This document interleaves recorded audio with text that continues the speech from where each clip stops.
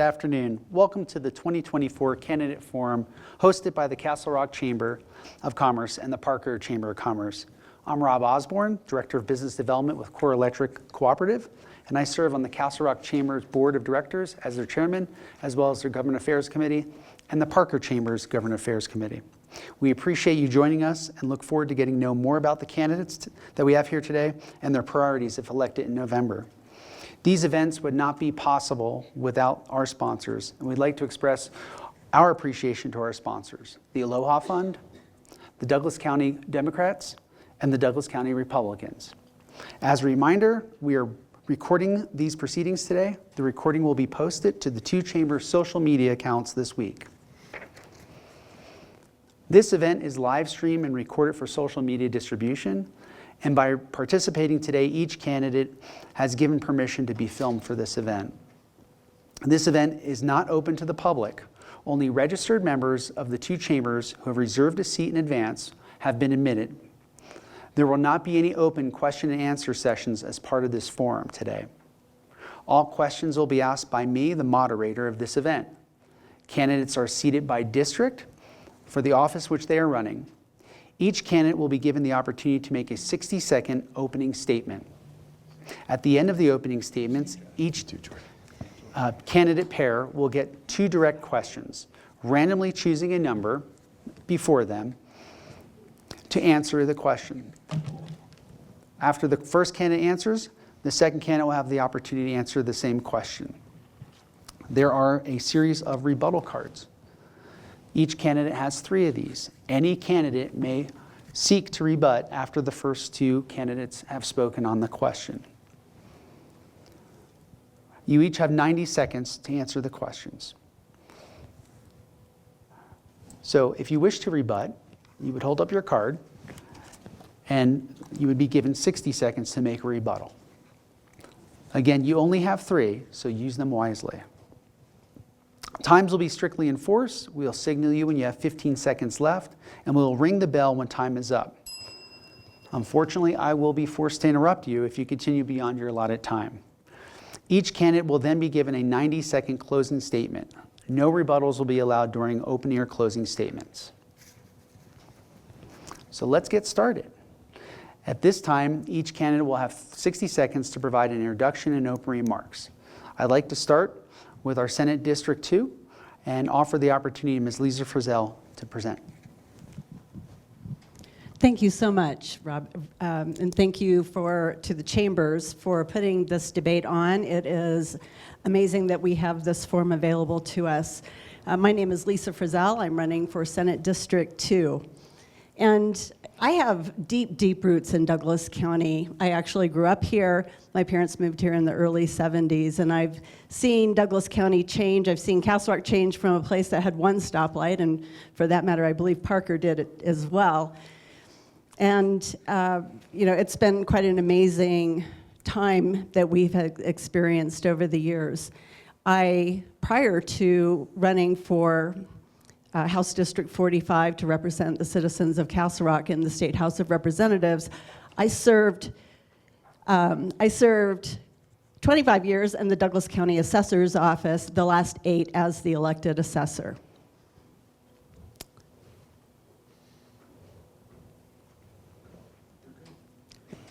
Thank you. Ms. Brady? Hello. Thank you so much for this opportunity to speak. I really appreciate the chambers doing this. And I just want to say that I am Jennifer Brady, and I'm running to be your state senator because I feel that we can do so much more in this district than's getting done, because we simply need a change of leadership. People have walked into these offices and they are really reluctant to do anything, and we need some big changes going forward. And one of those changes would be being hooked up to the majority in the state, and that would be a good thing because you would have a senator who would actually be in the majority. And I would love to work with you all on a number of things. Another thing that I don't want to mention is that I have held a similar seat in Ohio. I won a state representative seat, and so I know how state government works. But the last most important thing is I ran in this race because of the political climate. It's just this hatred and division has to stop. A lot of people did not want to run, and I said, definitely, we can all run and have a discussion here. Thank you, Ms. Brady. Thank you. Appreciate it. Moving to District 2, Board of County Commissioners, Mr. George Teal. All right, thanks, Rob. Hello, everyone. I'm George Teal. I'm one of your 3 Douglas County Commissioners from the 2nd District, which is really the southern part of the county, biggest municipality being Castle Rock. I served for 6.5 years on the Castle Rock Town Council before coming over, running for election in 20 and coming down the street to the county. Before that, I spent 20 years in the software industry. And before that, about 10 years in the United States Army, where I joined as a private and left as an officer. I've got 2 kids. Douglas County is the only home my children have ever really known. This is where we chose to settle after the Army in 1997 when I left, and this is where we've raised our family. And I look forward to representing you for another 4 years as your Douglas County Commissioner. Thank you, Mr. Teal. Ms. Thomas? Thank you, Rob. I appreciate the opportunity from both the Castle Rock and Parker Chambers to host this forum. I'm very pleased to be here today. I'm Angela Thomas, and I chose to run for this office because I became tired of the dysfunction and chaos that reigns and has reigned for the last 3 years in the Douglas County Commission. I'm a mom, I'm a grandmother, I'm a former small business owner. I currently work for a small business owner, so I've signed both sides of the check. I'm a former social worker spending 20 years in the child welfare field. I can negotiate, I can be professional, I can work with people of all types to make Douglas County a better place for every person who resides here. Thank you so much. Thank you. And District 3 Board of County Commissioners, Mr. Josh Smith. Thank you, Rob. And thank you to the Castle Rock Chamber and the Parker Chamber for having us and hosting this event. This is very nice, and I appreciate being here. I'm new to all of this. I got into politics because, probably like a lot of you guys, I'm pretty tired, like Jennifer said, of the partisanship and the vitriol and the anger. And I'm running based on community. I'm running on a restoration of community. I wanted to get into politics to try to get politics out of a lot of things. Democracy is a conversation, and that conversation is starting to have problems. We're starting to be running into issues just being able to talk about this stuff. And I don't like that. I think that's a problem. We all used to be bigger than our politics. And I think it's time that we get back to being bigger than our politics. So I don't care if you're Republican, I don't care if you're Democrat, I don't care if you're unaffiliated like a lot of the county happens to be right now. I'm just running on a return to normalcy. Let's get some things done. Let's stop the theatrics. And let's be a community again. Thanks. Thank you very much, Mr. Smith. Now on to the questions. We have 2 questions per race, and they'll be selected randomly by the candidates, 1 through 6. Each district or each race will have the ability to be asked 2 questions, and both candidates will have 90 seconds to answer the question that's directly before them. You may weigh in on a question directly asked to a different pair up to 3 times by using your rebuttal card, as we mentioned earlier, after the pair has completed their answers. Rebuttals are limited to 60 questions. So randomly starting, I'm going to start with District 2, Board of County Commissioners. And Ms. Thomas, you will go first. So please select a number of the question. How about 5? Number 5. That's great. The 2021 Marshall Fire clearly demonstrate that fire mitigation and firefighting is no longer simply a mountain issue.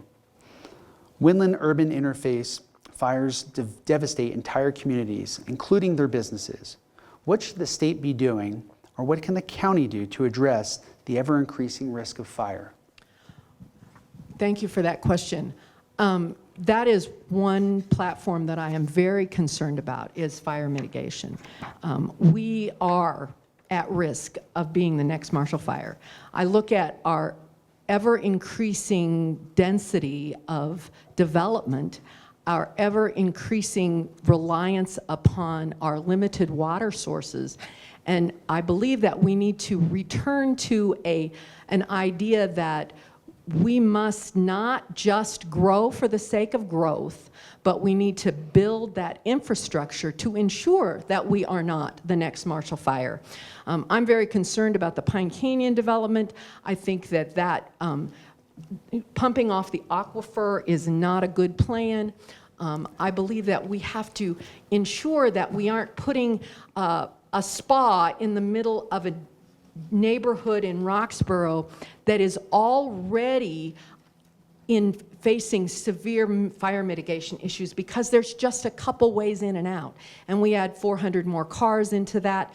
That creates much more risk for that area. So I believe that we need to be focused better on our infrastructure and ensuring that we're looking at all those issues, including fire mitigation. And of course, supporting our fire fighters with good wages and support. Thank you. Mr. Teal, would you like me to repeat the question? No, I'll take it from here, Rob. Thanks. So first and foremost, I think it's very important that we continue the program. We spend about $1 million every year to have a firefighting helicopter here in the county and on call at any time.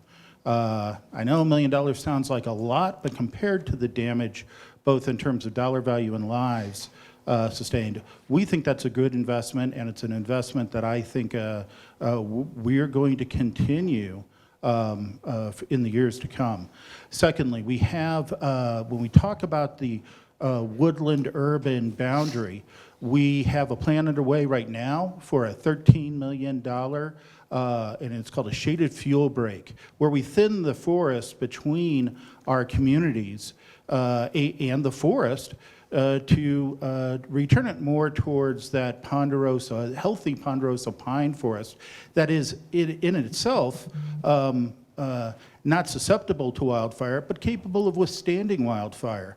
At the C9 Water Summit last week, the state unveiled its wildfire-ready communities, which involves the state spending money to come into communities that bound these wildfire risk areas so that we can go in and thin the forest, and we can make it to where it could withstand a wildfire, keeping it a grass fire instead of these big crown fires that we know are so damaging.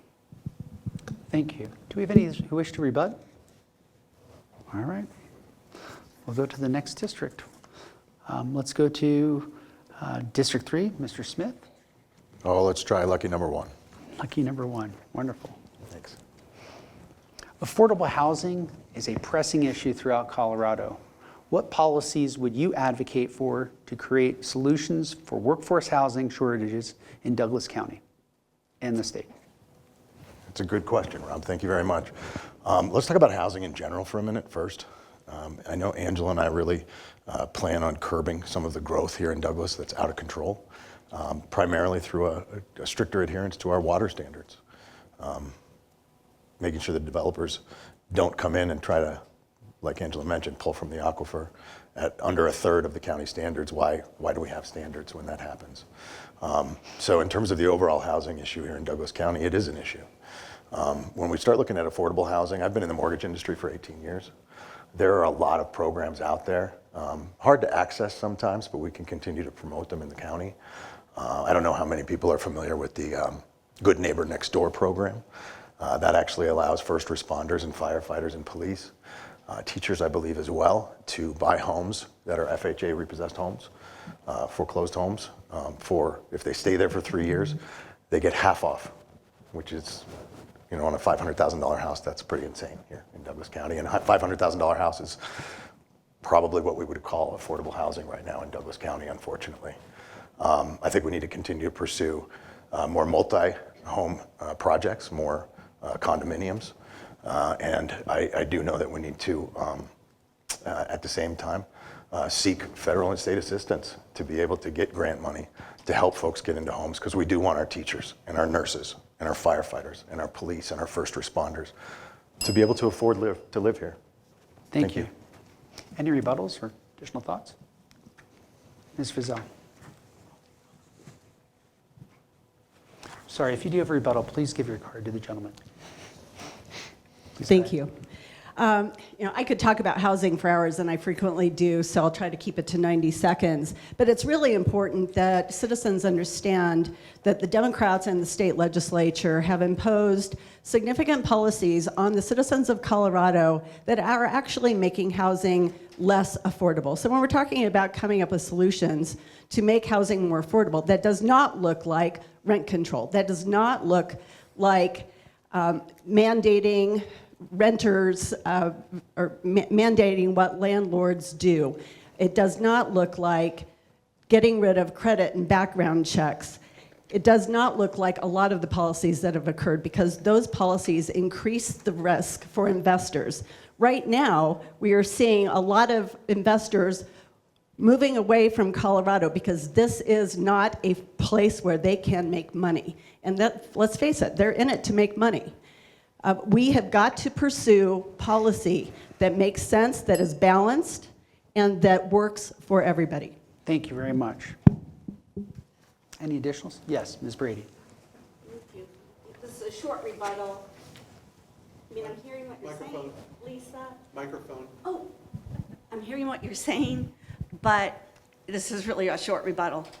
It looks like we have plenty of builders around here to go around, so I don't exactly see them being scared off. I see them in every nook and cranny that I go to as I canvass all the neighborhoods in my district. There are builders everywhere, so we've scared off a few. I think there's still plenty that can, deal successfully. Thank you. Thank you. Okay. And we'll go to the State Senate District 2 for the next question. I believe Ms. Brady, why don't you choose, please? Let's see, how about 2? Question 2. Oh man, that's what I was going to choose. Sorry. Mental health issues are increasingly being recognized as a critical need in our communities. What should the state, county, and local municipalities do in the coming years to address the demand for mental health services? Well, you've hit upon a very personal question in that if you go to my website, and I hope you all do, and it is namely bradyforcoloradosenate.com, you'll read that my father was completely disabled right about the time that I was 8 years old. And he became schizophrenic. He had a total break with reality. And mental health is, of course, very important and close to my heart. But one of the connections that people don't think about, well, they've been in our news lately, is those first responders, when the policemen come out. Democrats are often confused with being anti-police. Those policemen came to our rescue so many times, I can't tell you. And they have to be there as the first responder. So I'd like to see them with more resources. And I would like to see more understanding for the policemen in our community, that they show up into a very difficult situation and they might not be prepared for it, and basically the family is calling them in, or the person's behavior is calling them in. And it was our experience that they were very excellent and compassionate and always helped us out. That's just one tiny topic in the mental health crisis. Our young people are having a very hard time because a lot of things are stacked against them. That's a whole different topic. But a lot of these young people are resorting to things that we don't want them to resort to. Thank you. Ms. Frizzell, would you like me to restate the question? No, thank you. Okay.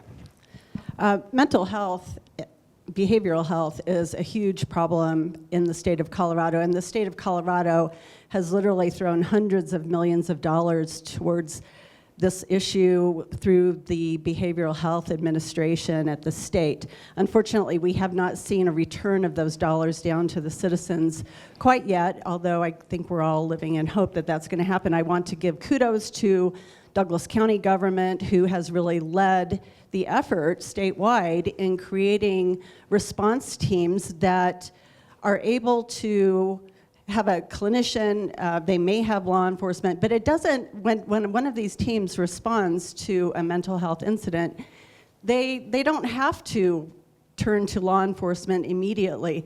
The individual can be treated at their own home or wherever they are and receive real help that they need. So there is a lot of layers to this onion. Another piece of it is we have healthcare deserts in the state of Colorado that are creating a lot of issues.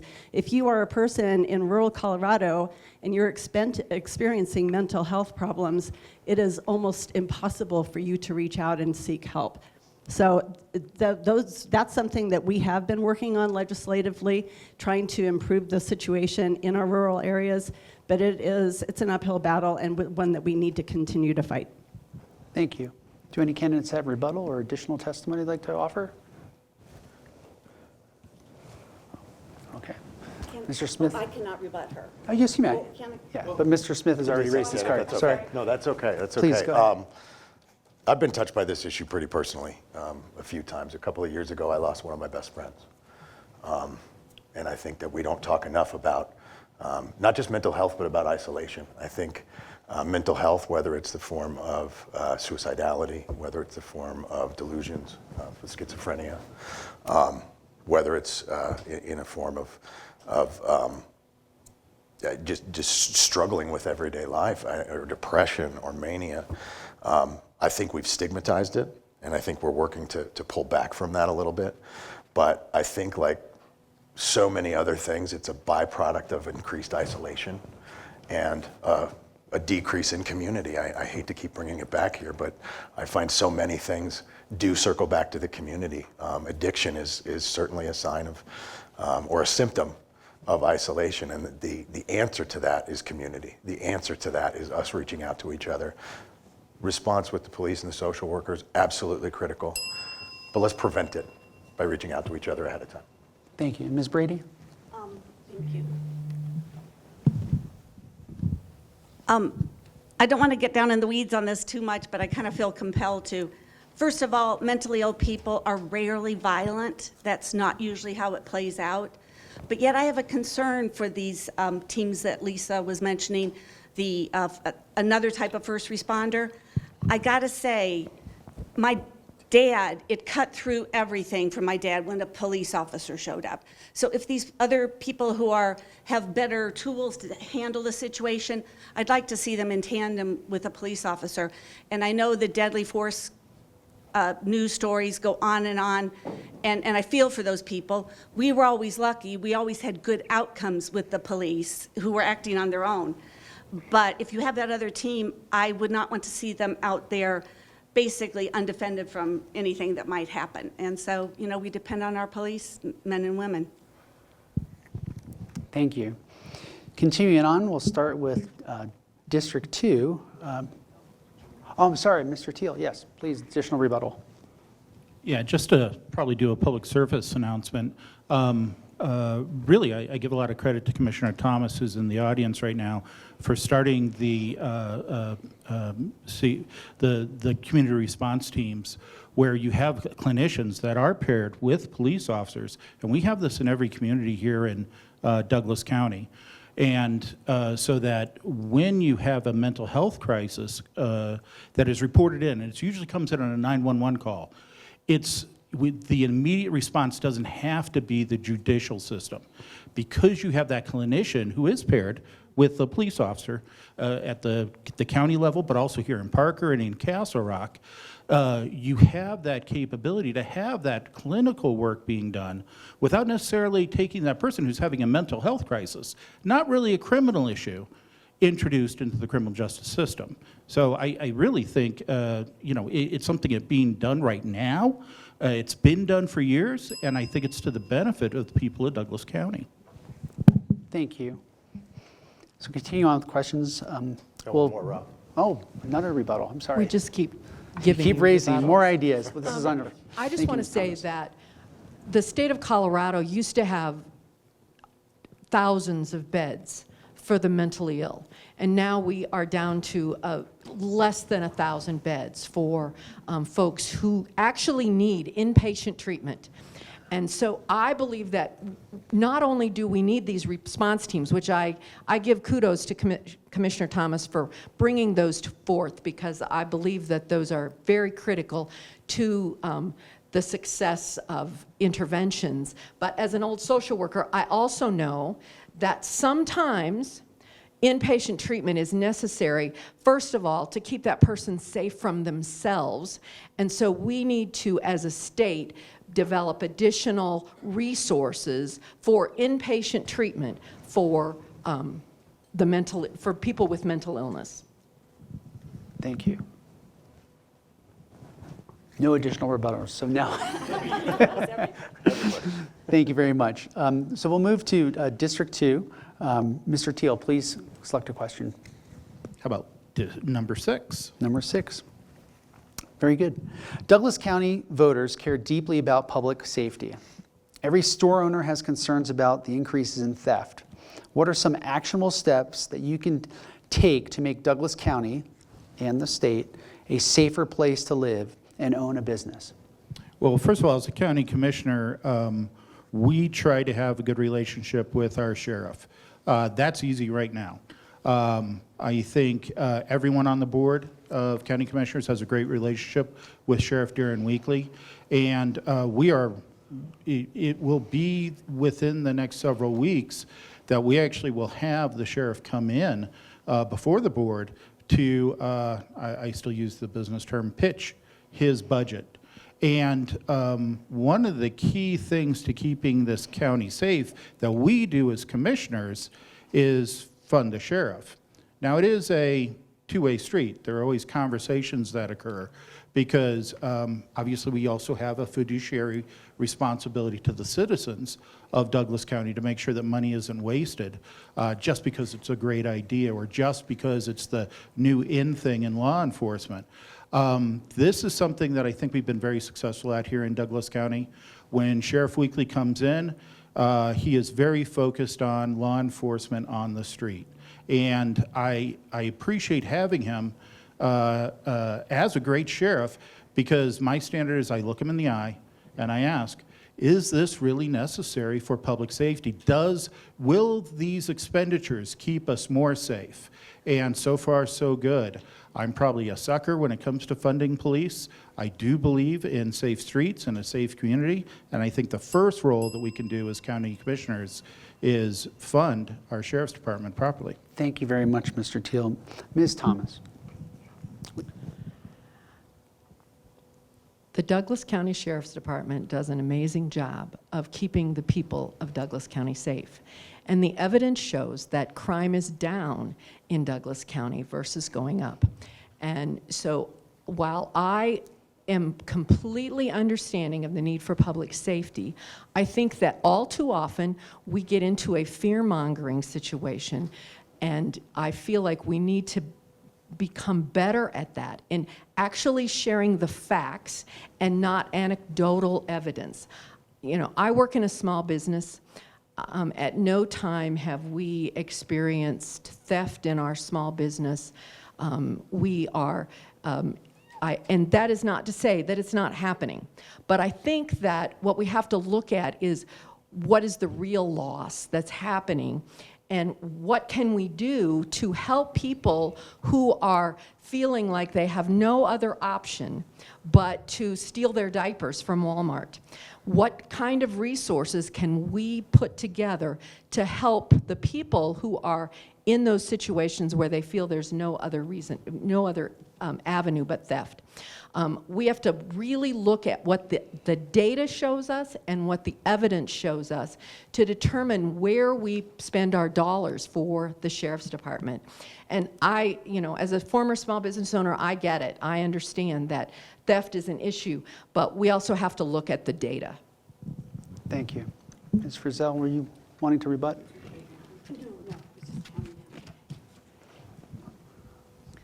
Thank you. You know, U.S. News and World Report, I think it was reported that Colorado is the third most dangerous state in the United States. And so I don't find that to be anecdotal at all. There are statistics behind that, and they're FBI statistics. That's data from 2022. And maybe things have gotten a little bit better because we in the legislature did pass a law strengthening the charges for auto theft. And that was a good thing, and we have seen auto theft decline. However, here in Douglas County, we have folks coming down from Denver, from Aurora, and doing crimes down here, typically property crimes. To me, stiffer sentencing is really important. I am a huge advocate of Initiative 112, which is called Truth in Sentencing, that will require, for felonies, 85% of the sentence being served. Thank you, Ms. Frizzell. Any others? Mr. Teal. This might be a brief rebuttal too. Once you're sworn in as a member of the Board of County Commissioners, you know, we're subject to briefings from the sheriff. We get briefed on what is still in investigation, where the crime stats actually are, and I can assure everyone here, I can't share details from ongoing investigations that are really very much like what the state representative alluded to. I mean, these are organized crime rings that come into our community, and they steal your car, like your car that you rely on every day. And this isn't anecdotal evidence. This is data. Our sheriff's department is chasing data right now, and these are complex investigations that we partner with the FBI on. I just wanted to dispel this idea that everything being done in public safety is based on anecdotal or rumors. It's not. It's based on data and based on real crimes occurring in our communities. Thank you. Ms. Thomas. I have looked at the data from the state regarding the crime rates in Douglas County.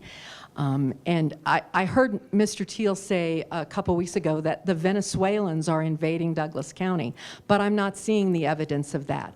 I understand that Mr. Layden told people that we have human sex trafficking that is rampant in Douglas County. However, my understanding from the sheriff is that that is not factual. So I think that while I understand that there is crime here, I think that we have to look at the real crime and make sure that our police are unbiased in their following up on those crimes. And so I support the police. My brother's a cop. I have many family members who are cops. So I do support the police, but I think we have to look at the underlying cause. And I also don't believe that stricter sentencing makes people avoid crime.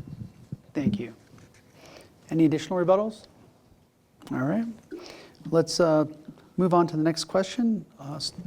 We'll go to Mr. Smith. Do you wish to pick a number? 3 or 4, 3 or 4. Let's go with 4. All right. It's a square.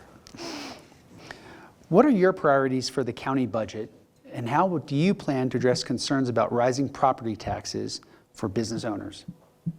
That's a very good question. Thank you, Rob. You know, as I mentioned before, my top priorities for the county have to do with curbing growth and stricter adherence to our water rights and protecting our water. As far as the budget is concerned, I think one of the things we need to look at is trimming fat where it's unnecessary. I think we need to look at expenses that were unnecessary and not repeating those. I personally would like to see you know, additional funds and additional work put towards teachers, although I know that's not completely the purview of the county commission. But I do believe that these are that our schools and our school systems here are. I mean, that's why I moved here to Douglas County. I moved here 20 years ago when we started a family. Like George, Douglas County schools are all my kids have ever known. And I think we have a good school system. I think it can be better. I think it's very sad that my oldest daughter is 5 years ahead of my youngest, and none of her teachers were around by the time my youngest came through 5 years later. None of them. That's a tragedy, and that's a travesty here. And I think if we can invest in our public education and continue to invest in our safety here, while keeping a strict adherence on water, property taxes are a very complicated issue. I'd like to see them come down, but it's about where that money's going as well. So I think we have to really look at both sides of that one. So thank you. Thank you. Any rebuttal thoughts? No? That was the boring question. Thank you. All right. The last question that is scheduled, question number 3, will go to Senate District number 2. This time, Ms. Frizzell, you have the opportunity to answer first. How can we continue to support the opportunity for small businesses in Colorado and Douglas County, where economic development and aggressive commercial development and investment are driving up the costs of starting a small business?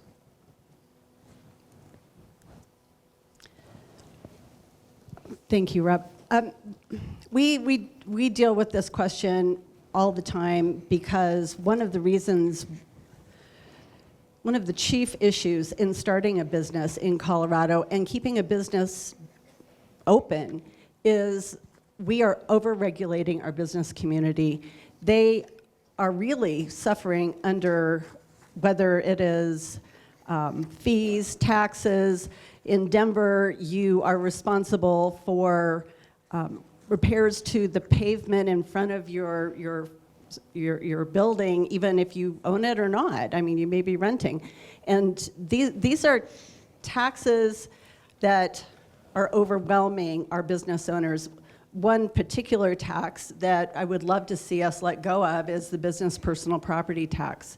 And I'm actually working on a bill right now that is going to help our small business owners actually have a tax credit to recoup that portion of the business personal property tax that they are having to pay if they are a small business owner.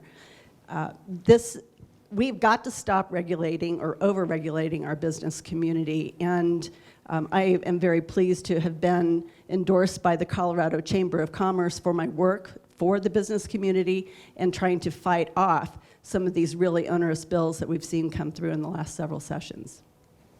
Thank you. Ms. Brady, would you like me to restate the question? Sure. Okay.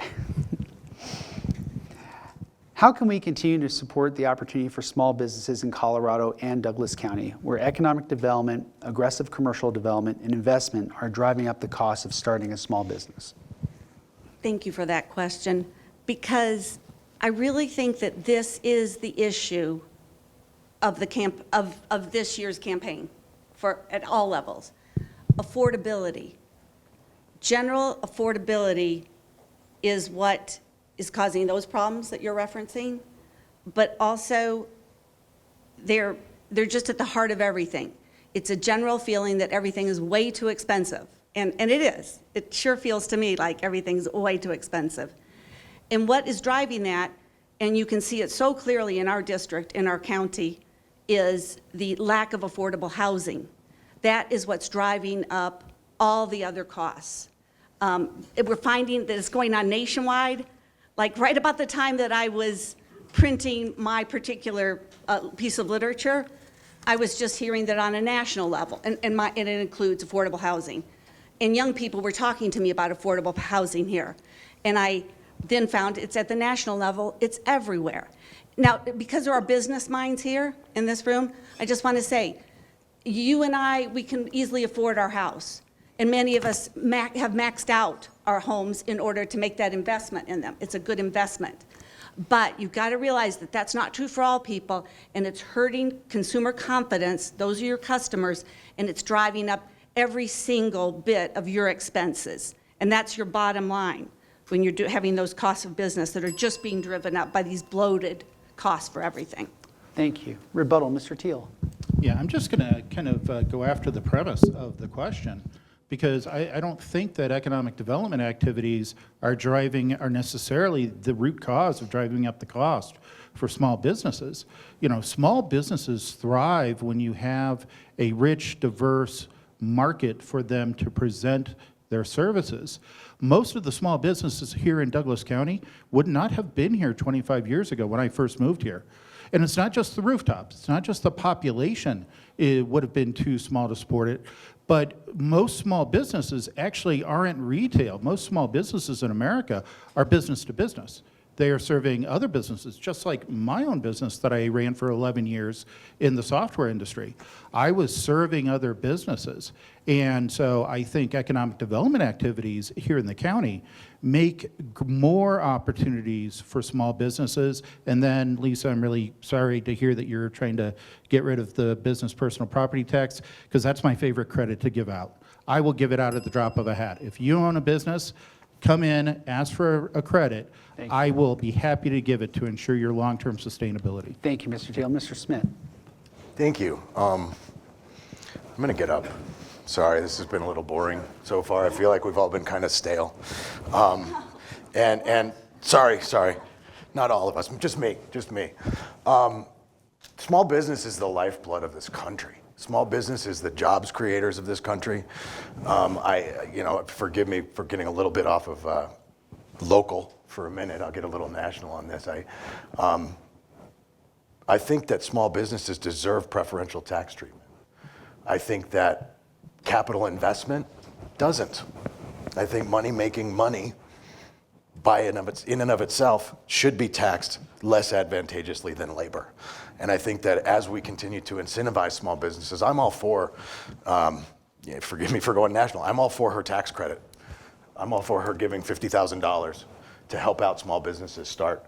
And I think that we can continue to do stuff like that and emphasize supporting small businesses. And for me, it's also as simple as some local small business promotion through community again. So, Thank you. Thank you. Ms. Brady, you wish to speak again. Thank you. So I just want to clarify. Thank you. I'm gotta just say, I guess I was misunderstood in that I said that the problems, your question is asking like what can be done. I'm just saying that we need to understand it's coming from a general affordability, which is being fueled by the lack of affordable housing.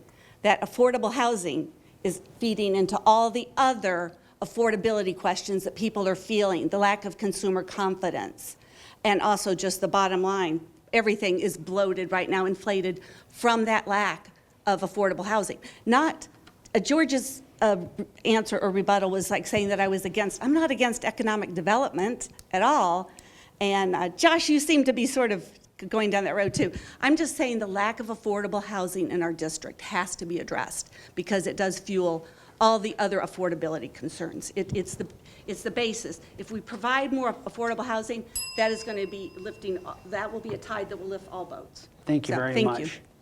Does anyone else wish to join the conversation who still has a rebuttal card? Ms. Thomas, thank you.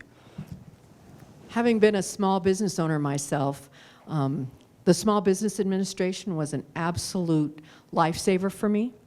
Through the federal government, I was able to get guidance and help to get my business established.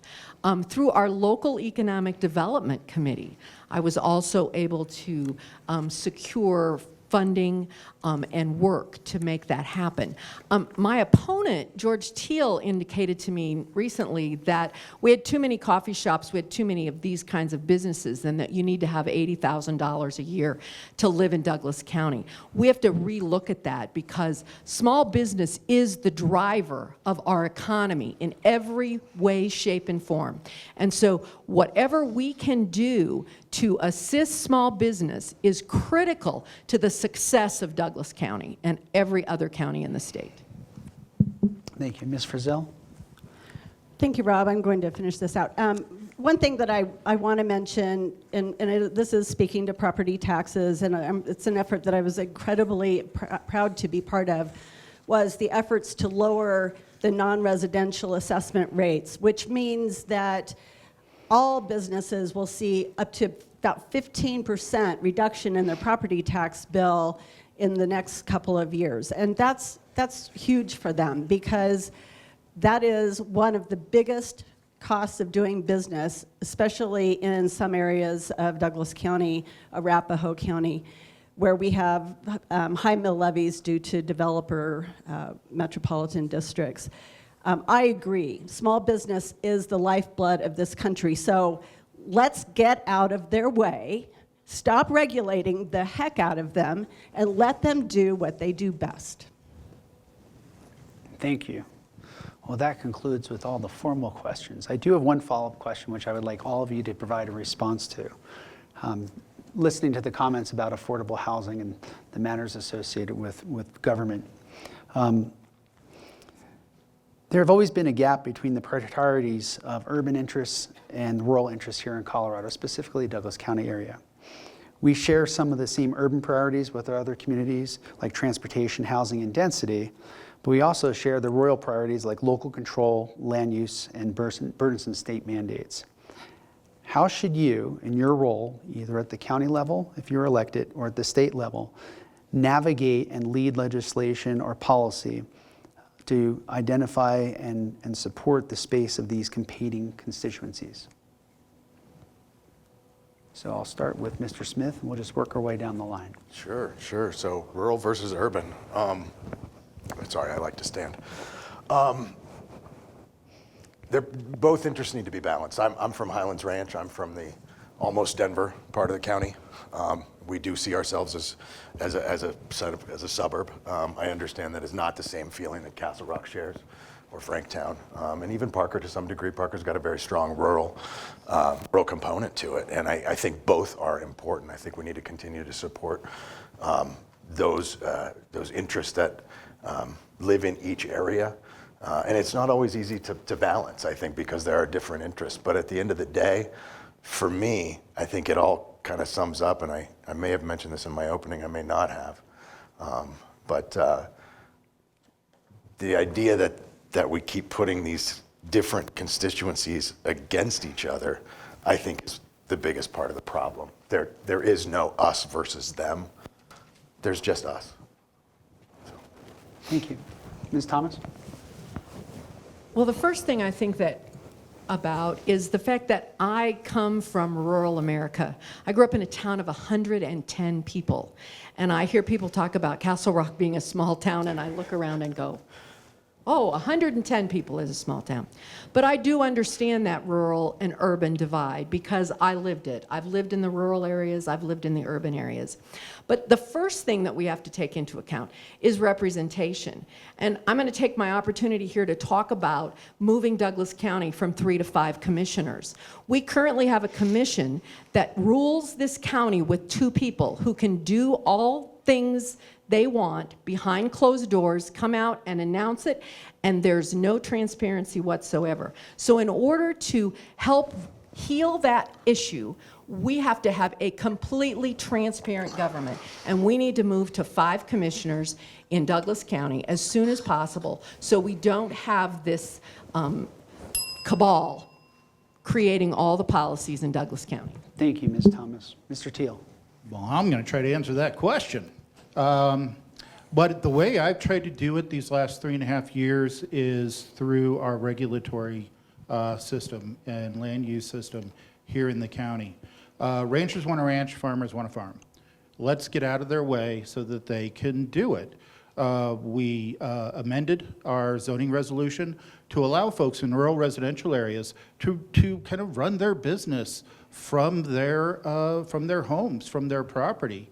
And you know, when you talk about the rural residential areas and the estate residential areas of the county, these are those shoulder areas. They may look rural, but chances are the folks who are earning a living there, they probably have jobs, 9-to-5 jobs that they commute to, but they still want to maintain that kind of rural way of life. And so I've been trying to get rid of the regulations that restrict that. We opened up the possibility for veterinarians to have large animal practices here in the county with very little regulation. That's kind of what I've been doing. Thank you, Mr. Teal. Ms. Frizzell? Thank you, Rob. Yeah, I think that from a legislative standpoint, one of the answers to this is listening and respect. What I have experienced in the state legislature is, for example, we have 2 senators that represent the entire eastern part of Colorado.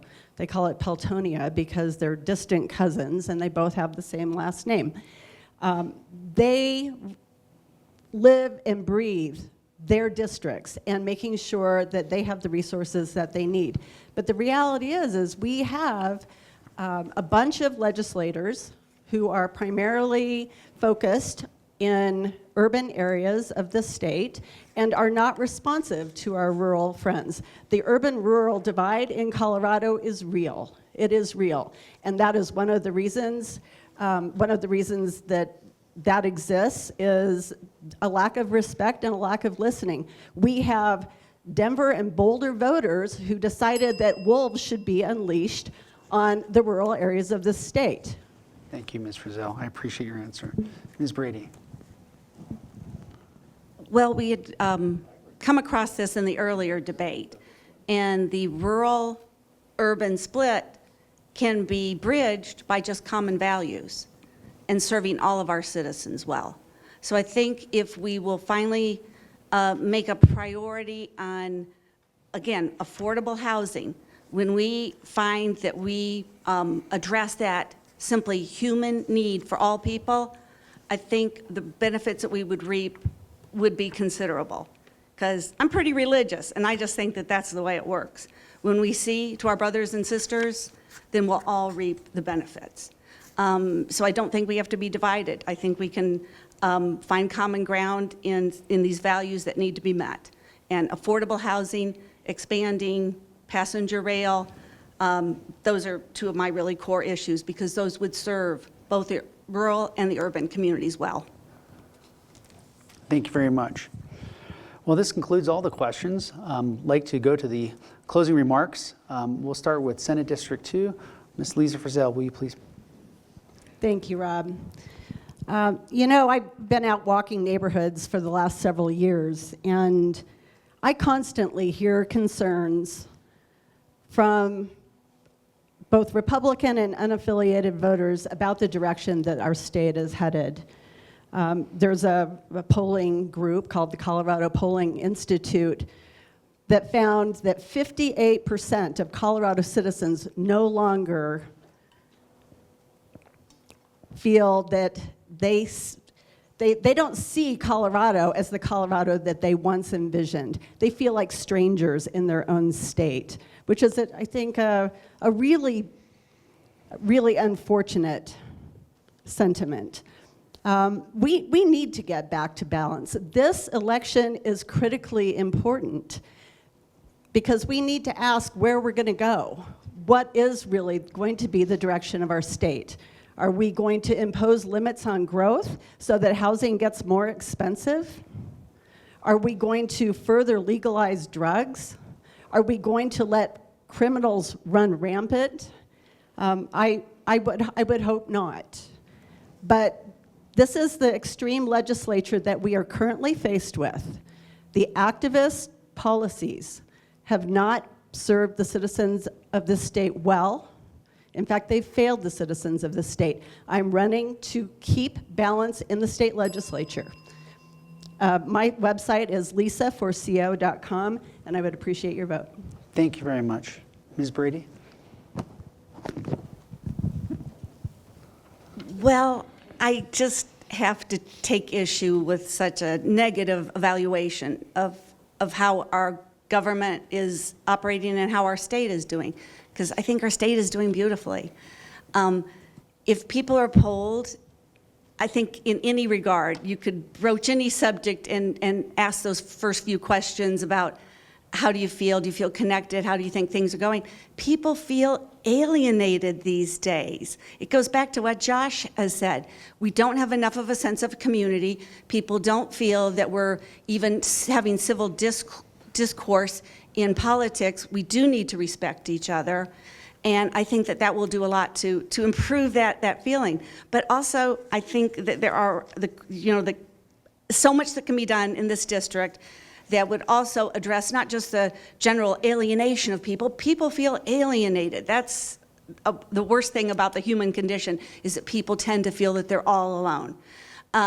But we can do things to encourage not the general public, but also our younger people are falling very prey to a number of forces that act against them in this society.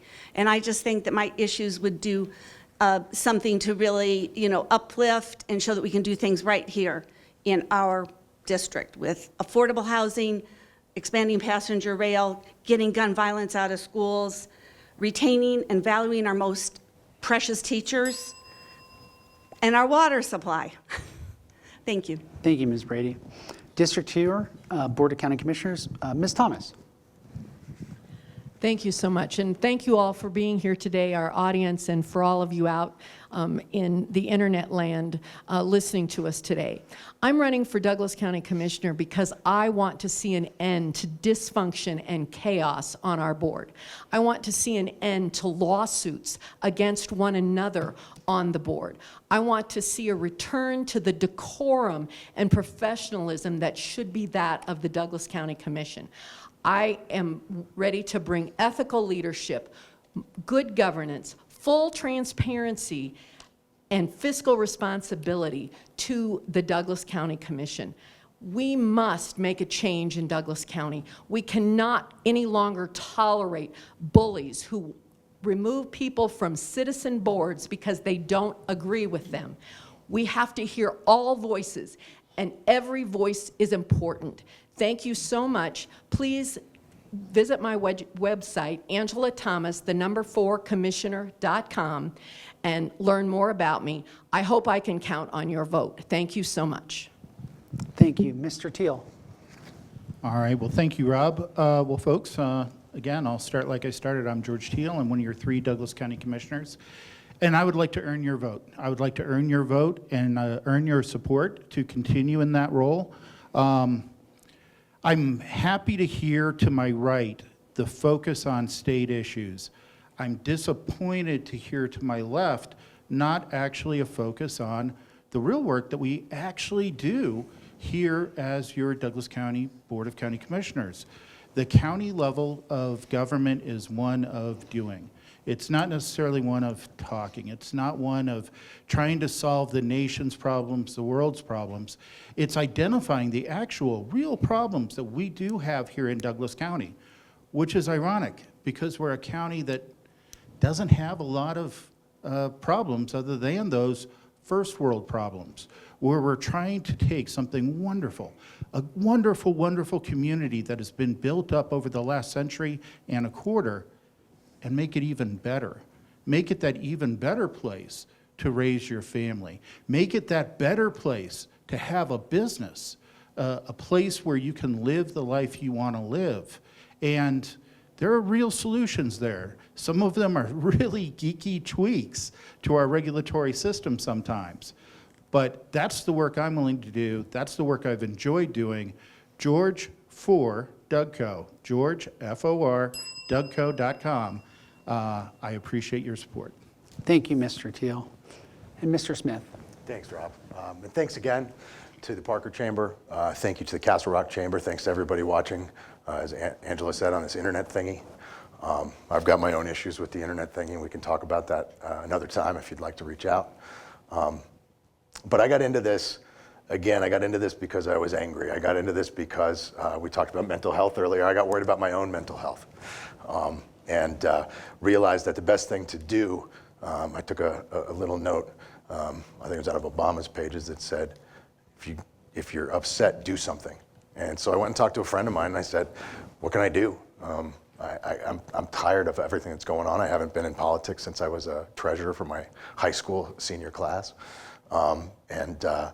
It was suggested that I run for county commission, and local government is the most often overlooked level of government. But I think George is right. I think this is the place where things get done. You do things. It's a lot less about speaking and a lot more about doing. To be honest, the deeper I got into this, the more I questioned whether or not I wanted the job. It's a lot of work. It's a lot of local work, but it's the most important work that we can do. And for me, I wanted to give back. I'm running to serve you. I'm running to bring us back together. I'm not running to serve myself. I'm not running to serve any other interests, any corporate interests, any of my backers. My biggest backers are my family.